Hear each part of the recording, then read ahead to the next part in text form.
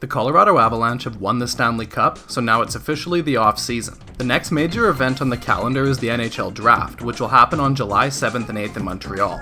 The Oilers have the number 29 overall pick, and then they won't make another selection again until the 5th round. Their 2nd round pick was traded for Brett Kulak, their 3rd round pick went for Duncan Keith, and their 4th round pick was moved in last year's Dmitry Kulikov trade. How might Ken Holland approach this year's draft? What type of player will he look for at number 29 overall? Or will he look to trade the pick to improve the team now? Let's go through the Oilers' farm system and recent history for some ideas on what Holland might do.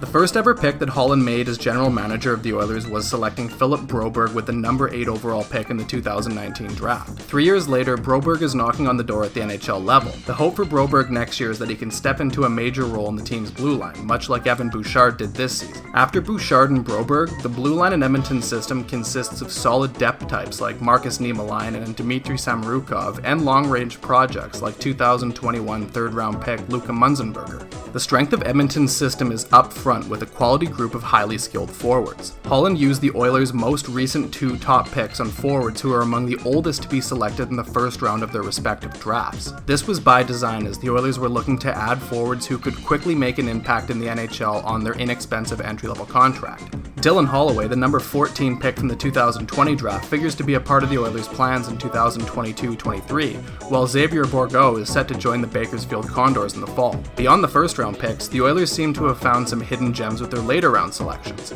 Carter Savoie played a key role in the University of Denver winning the NCAA championship, while Matt V. Petrov scored 90 points in his first season in the OHL. The biggest weakness in Edmonton's system is goaltending. Stuart Skinner had a strong season and looks NHL ready, but Olivier Rodrigue struggled in the AHL, and Ilya Konovalov is leaving the Condors to carry on in the KHL.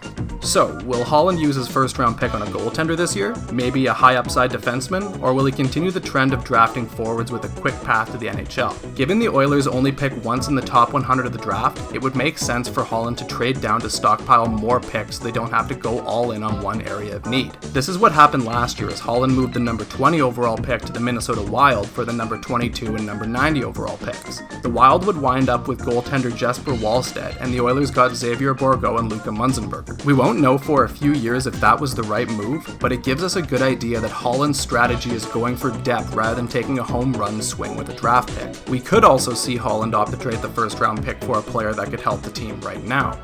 But knowing how important drafting and developing has been to Holland throughout his career, him leaving the Oilers without a pick until the 5th round would be pretty surprising.